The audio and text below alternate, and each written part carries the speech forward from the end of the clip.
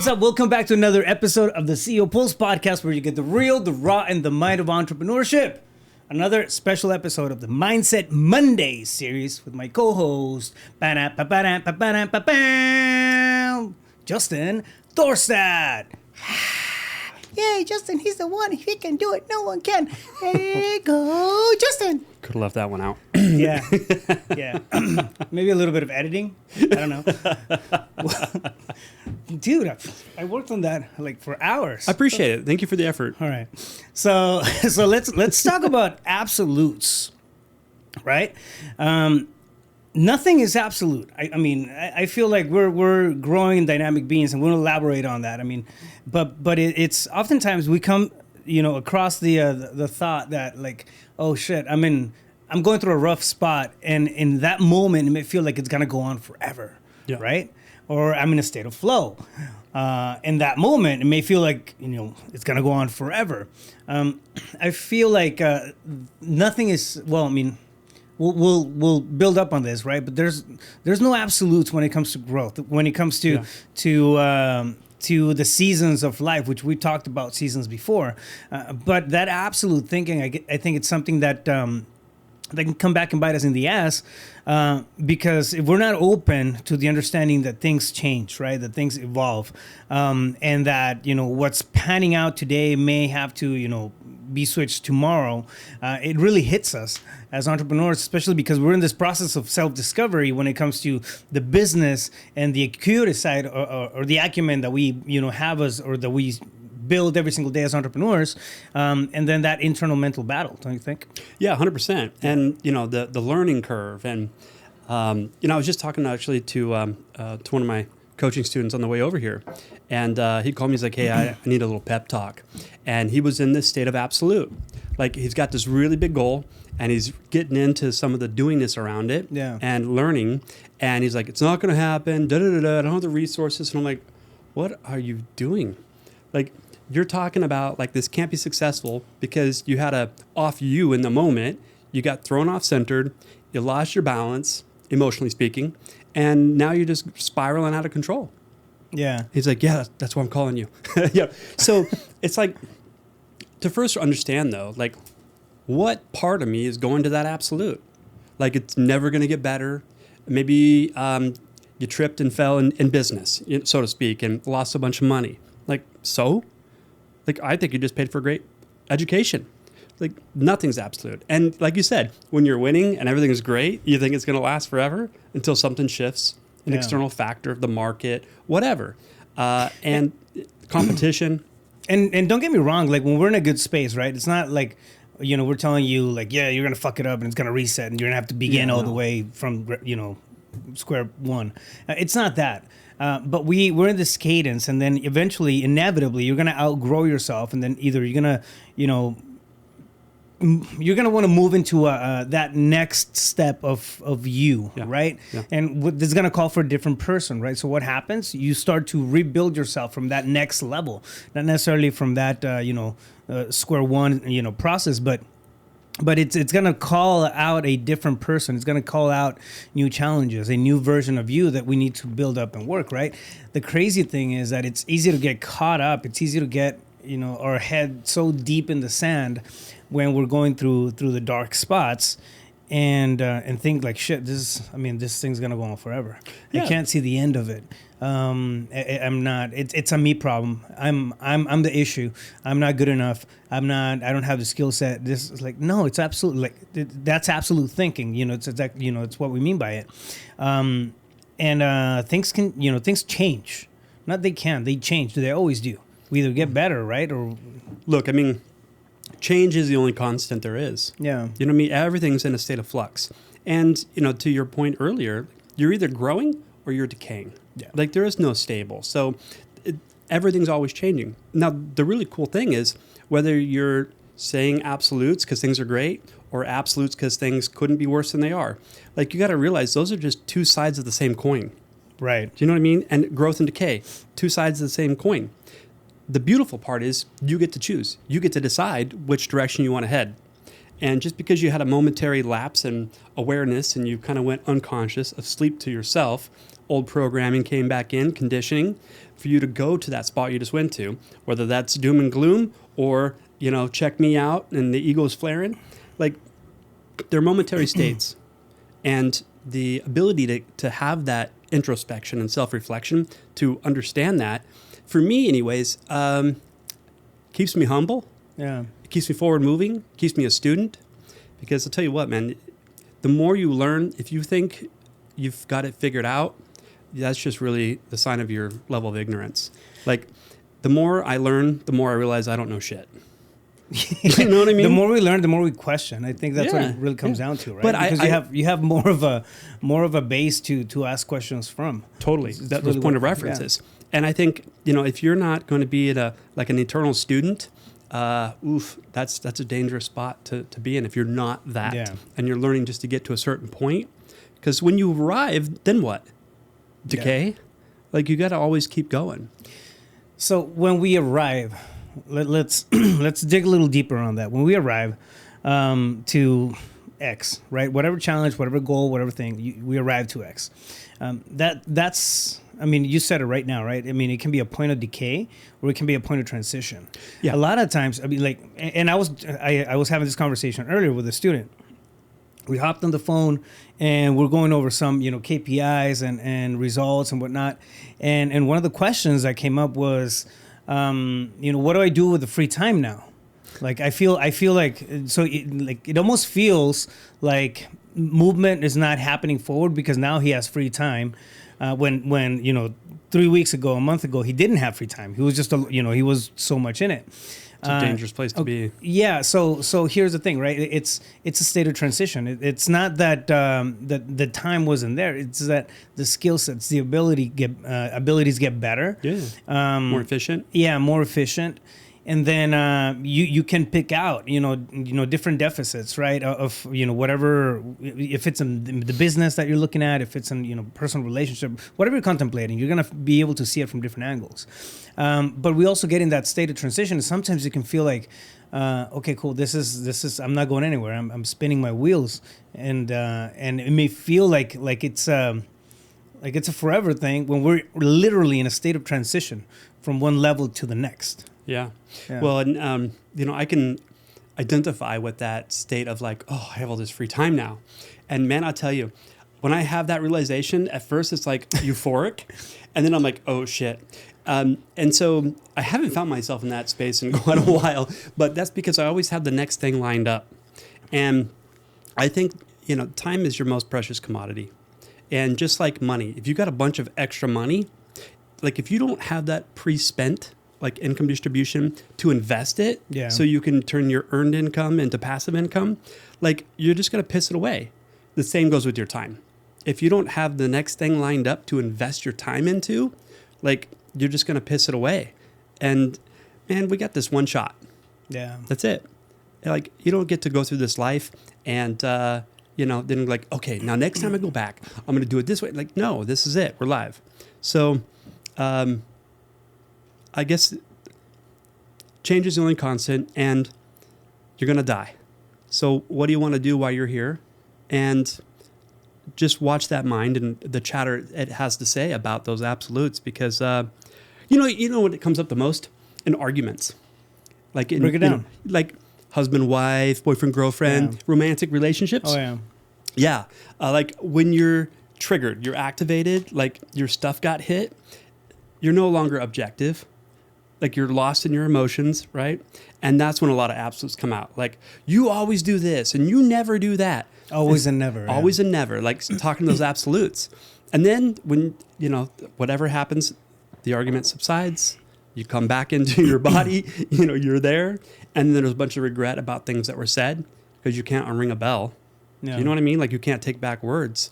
And then you got to go clean up your mess that you made and apologize, right? For being so absolute in the moment. And like, I think everyone has an experience of this. I mean, if you haven't, I don't know. Take it. Like, you know what I mean? And so, no, it's never happened to me. If it's not effective in your primary relationship, why you bring it into your business? Well, because wherever you go, there you are. But, it's like to just become more mindful of the language that we're using inside before it actually comes out of your mouth. And where's that coming from and why?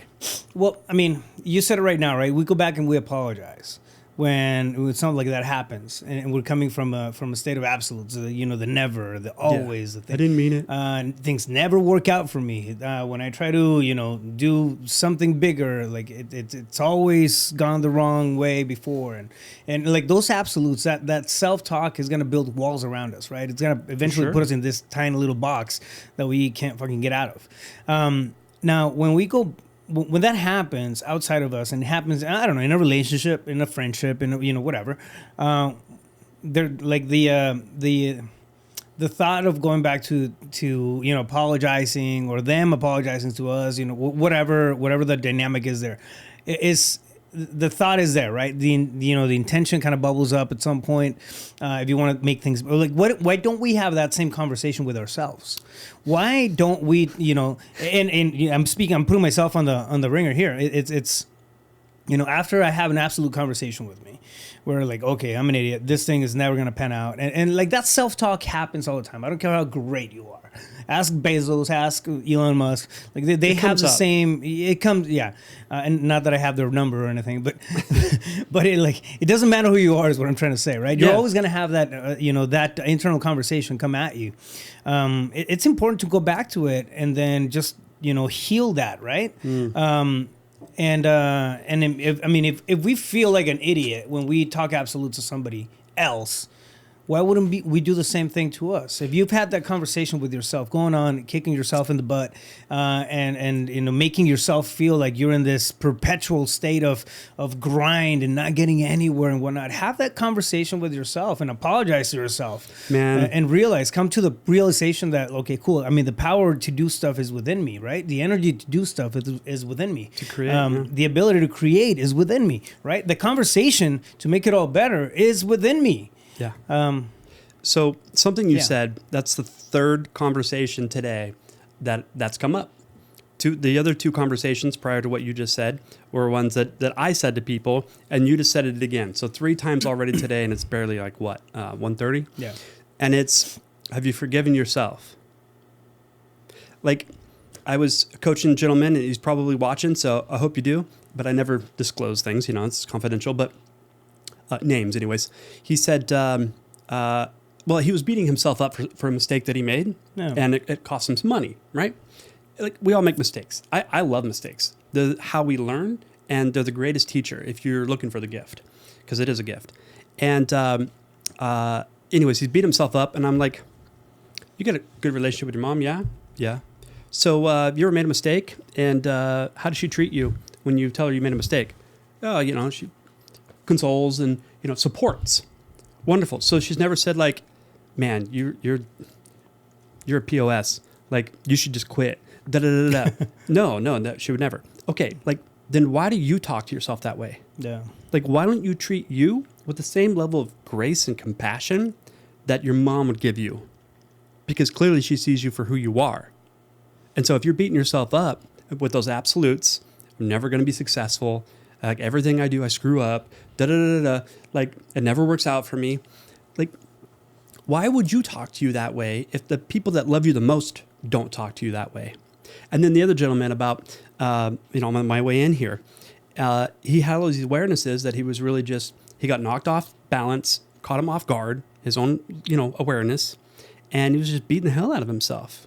And at the end of the call, I'm like, okay, so have you forgiven yourself yet? No, I haven't. Thanks, coach. It's like, if you give forgiveness, because people make mistakes, and you see them for who they truly are, and you love them, and you want to support them, like, yes, you went wrong, and acknowledge that, own it, take responsibility, and let it go, so we can move forward now. Why do you got to wait for someone else to give you that permission when you can just give it to yourself right now? Yeah. Like, why do you not deserve that? Or why do you think you don't? Because it's ridiculous. So, well, I mean, I think often it's easier to stay on the train that we're already in, right? Sure. If it's a shitty train, like, because it takes no effort to keep it going down. It takes no effort to to keep beating ourselves down, and as opposed to, you know, owning up to our, faults, owning up to, the areas that we need to improve upon ourselves, or not need, but we want to, right? That can be scary. Why? Because again, it calls for a whole new character. It calls for a whole new you sometimes. And then going along with with that story, it can be a lot easier than, okay, shit, I'm going to take responsibility and ownership for my direction, right? One thing that I want to bring up, and I want to make a point of it, and it's a solid point. So if there was like a exclamation marks, this would be it. Yeah, there'd be one like right here. Like, Gio, put it in the graphics. Yeah, okay. Bling.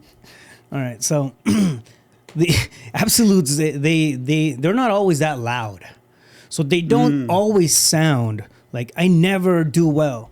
I always fail. They may not necessarily sound like that, right? They may be having that impact, that effect in your subconscious, but they may not necessarily be super loud up front. Sometimes we may have to look for them.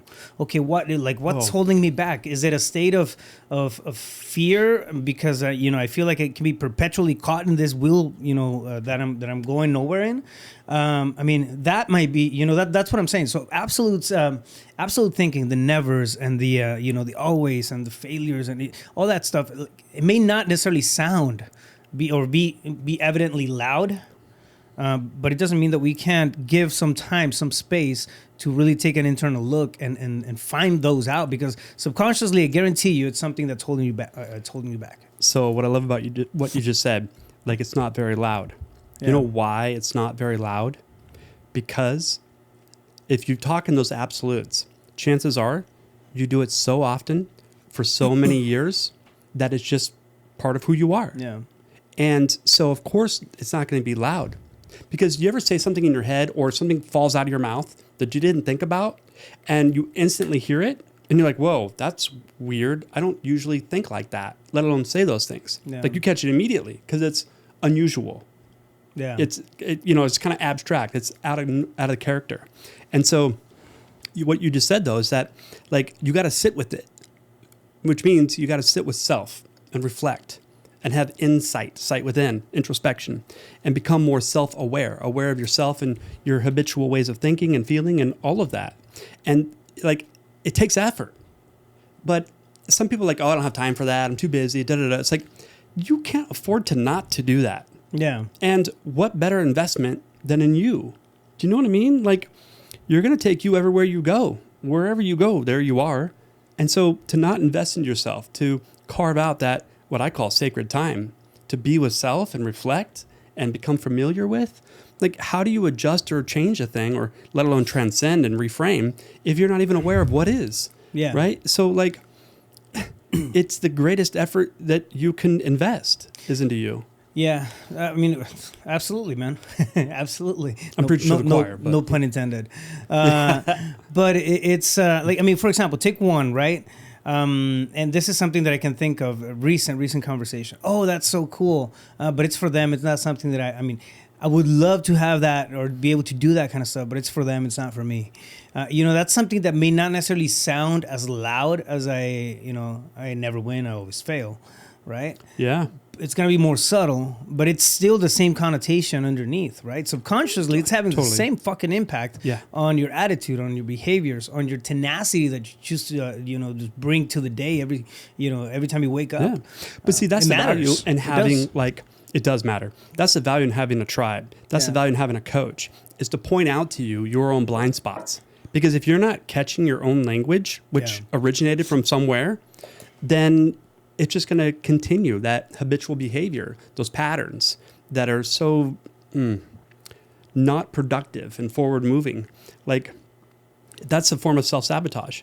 So to have someone that cares enough about you, that will be honest and say, hey, that's what you just said, and here's where it's rooted, and da-da-da-da, and pointing out the things that you don't see yourself, but everybody else does. Like, I made a video the other day. It's like, if you got a booger hanging out of your nose, man, I'm going to tell you. Why? Because I want you to tell me, and I care. Do you know what I mean? Like, don't you want to know? I probably wouldn't tell you, though. No, you wouldn't. But I wouldn't tell you. He would just laugh and be like, what are you laughing at, bro? Laugh it out and then take you to a restaurant or something. I'll have to wait like a half hour to go to the bathroom and see myself in the mirror. I would take you to a public place. Dick. And then walk around with you for a minute. Yeah. But no, seriously, like, you've got to have people that support you and point out those blind spots. Because listen, I just got not an argument, but an interesting dialogue with someone on Facebook about like, I don't understand why everyone's got a coach. And I said, well, it's because they can point out your insufficiencies. And I went on a long explanation. He goes, I'm not insufficient. I said, every one of us is insufficient in multiple ways. Yeah. What's wrong with that? It's not to be shamed. It's not something to be embarrassed about. It's fact. Like, don't you want to know what those are and see, okay, what prices am I paying? And how do I reframe this? How do I get out of this so I can become more proficient? Like, it should be embraced, your insufficiencies. Because if you are in resistance to that, then you have no power in it. And besides, what you resist persists because it now becomes the object of your consciousness. It's what you pay attention to, in which case you're feeding it. Like, to be able to become aware of where you're insufficient and decide which one of these that I'm paying the biggest prices for, and now I'm going to go to work on it, that's a gift, man. And that's a sign of self-love, in my opinion. Yeah, I mean, for sure. That reminds me, man, it's kind of like... the analogy of music. I'm going to use music as an analogy, right? We all know music exists. We all know it's out there. But when you start to practice music, you start to play, an instrument and actually, going through the process of just developing yourself in music, you start to hear notes. You start to recognize tempos. You start to recognize, high pitches, low pitches. And if you're singing, you start to recognize, okay, cool, I can use this part of my throat to sing that note. If not, I can bring it in from my diaphragm and then sing, hit this different note. So you start to play within that space, right? Not that. So I say that because a lot of times we know things are out there. We know things exist. Right, we know that. Okay, cool. I mean, I have the ability to improve, or I know. Let's use personal development. Yeah. Okay, I know personal development. The concepts, the strategies. Concept. Yeah, I know what it's all about. It's about self growth and whatnot, and we have this broad vision of it. Yeah, I went to a seminar. two days seminar in 1993, and and it's like I don't need it anymore. Like that's all I need. Yeah, like, good. Okay, that's kind of like knowing that music exists. You know what I mean? Yeah. And then when you work on it every single day, when you bring yourself to this space of accountability with somebody else, more importantly with yourself, because you're paying attention to what your deficiencies are, right? It's understanding, oh shit, I know music exists and I want to play beautiful music in my life. I want to learn how to play the guitar. I want to play, okay, I'm going to, pay attention to the notes. I didn't know that note was there before. Yeah. Now I can see it. You start to see things. And then you start to recognize things. Yeah. But it's a process. It's a process of development, right? It is. And so here's the thing. Like, if you ask somebody about their results in life or a goal that they have, like, everybody knows to do a thing. Like, if you want to lose weight, eat healthy, eat clean, move your body, right? Like, who on this planet is that a mystery to? Yeah. Right? So it's not enough to know. You got to know how to. And you can only get that how to, like you're saying, play the guitar by fucking picking it up and playing really shitty at first. Like, of course you're going to suck at a thing you've never experienced before, but you're going to get better. And that if you keep practicing, you're going to master it. Yeah. Right. So, and then you learn the little intricacies and the nuances of that thing, that endeavor, that business, that instrument, whatever it is, only by experiencing it, which means you got to get into action around it. Yeah, I think one thing that happens too often is people confuse the learning phases with absolute phases. Oh yeah, it's like, oh my God, I've been trying to play this for 2 days especially and I can't development. Do Hotel California. It's like. It's not an easy one. I'm not playing like Slash, and I've been playing for a week. No, but it's and take that to any example you want, right? But it's 100%. Easy to forget or easy to confuse. And misinterpret learning stage and growing stages and transition stages with absolute thinking, with like, shit, this is how it's going to be forever. Oh, yeah. It's not. An absolute thinking will definitely break you. It doesn't matter if it's a positive absolute thinking or a negative absolute thinking. I want to make that clear, right? Oh, yeah. Because if you're in a positive track, right, and then you get hit with, you get blindsided by, I don't know, the economy, whatever, right? it's like that'll break you down all the way down to square one, right? But if you're going through things and you understand, like, okay, cool, it's a transition. Maybe if I get hit by something, I'm gonna have to pivot, right? But you move into a different space. It's not a forever solution or like a magic pill that we take that takes us on the forever train. So that just like brought something recalled in my memory. Yeah. I haven't heard this in years. Don't make permanent decisions based upon temporary situations. Yeah. Do you know what I mean? Yep. And where's it, or what is that from? I don't know. I don't remember. I know I read it somewhere too. Yeah, I've heard it. And I mean, if you sit with that for a minute. So true. Yeah, like a lot of people do that. Yeah. They make permanent decisions that's life-altering, cannot be changed. Yeah. Because of a temporary situation. Yeah. I mean, look at the economy crash, right? 07, 08, maybe even 06, somewhere in that range, right? Where everything just fell apart. The housing market. How many people, entrepreneurs in the real estate sector, killed themselves because they lost it all? You know what I mean? Like, so what? Like, why is your identity wrapped up in things? But that's a whole nother conversation. But like, to realize that everything is in a state of flux. The only thing that stays the same is change. And this is temporary. So why can't you just be with that and roll with it? Yeah. You know what I mean?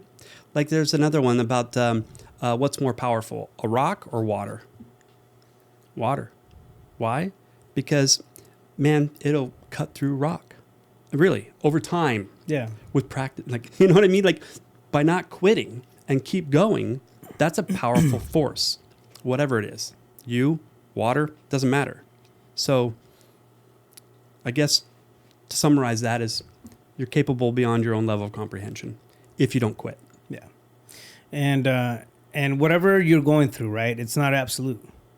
If it's a bad stage, it's not absolute. It's not going to last forever.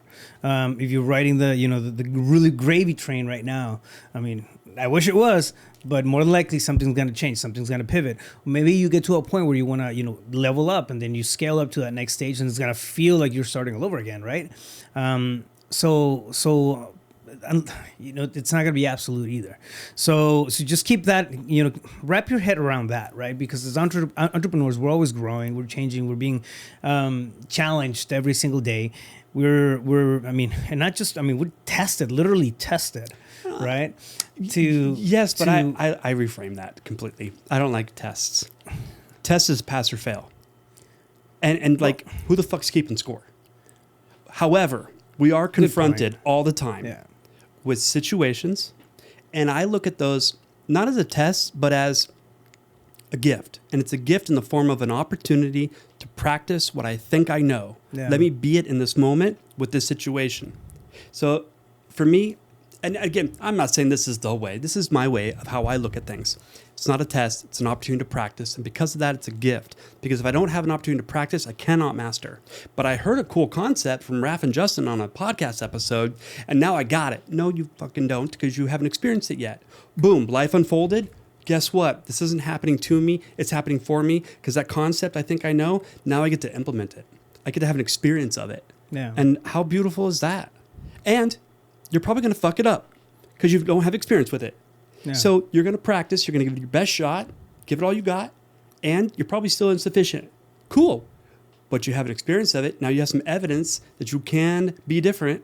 And that, to me, is everything. Well, you can transcend it, right? I mean, it doesn't, if it's a challenge, if it's a test, whatever the label, the label, for it, it's the point is that you can transcend that kind of stuff. Yep. And if you get on that path and you do it enough and you do it long enough, it's gonna pan out. It's gonna work out. You're already walking in that direction. I think that's one of the best pieces of advice that I've ever gotten in my life. Right?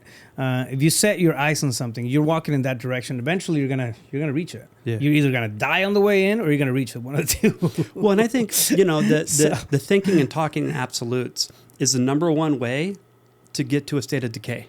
Well, it'll choke opportunity. Think about it. Yeah.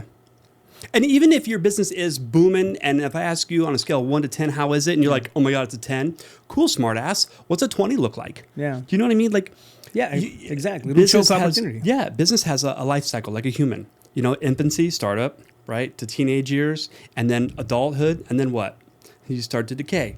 And if you don't innovate and keep going and set the bar a little higher to evolve yourself, it's going to die. Yeah. So why so absolute? Yeah. Exactly. Why so absolute? Justin, where can somebody get a hold of you if they want to reach out? Anywhere. JustinThorstad.com, Facebook, Instagram, YouTube, or my cell, 602-348-8534. You still in Grindr or no? Did you cancel that? Or Is that the... You're dumb. Fucking Jill. Woo! Can you just edit him out of that? Yeah. Okay, fam. Wait, how would you know? Thank you. I like to know what my friends are doing. Oh, so you go on there to No, search for I your look out friends? for your safety. Yeah, I'm concerned about you, man. Oh, shit. All right, fam. And do us a favor, if you like the content that we're putting together for you on a regular basis, share it, right? If you feel like somebody should be listening to the stuff that we talk about, make sure that you subscribe, you like, you share it, push it out there. Help us spread the word. Comment. It's a two-way street. We love having conversations with you guys. If you have a topic that you want to tackle, let us know. We'll come in, we'll break it down, dissect it, and be all kinds of stupid about it, but make a few points here and there that are going to go a long way. So Yeah. with that being said, thank you all. Again, make sure you subscribe. You follow me on social, Rafael Cortez CEO on IG, and we'll catch you on the next one. Stay focused. You got this. Bam!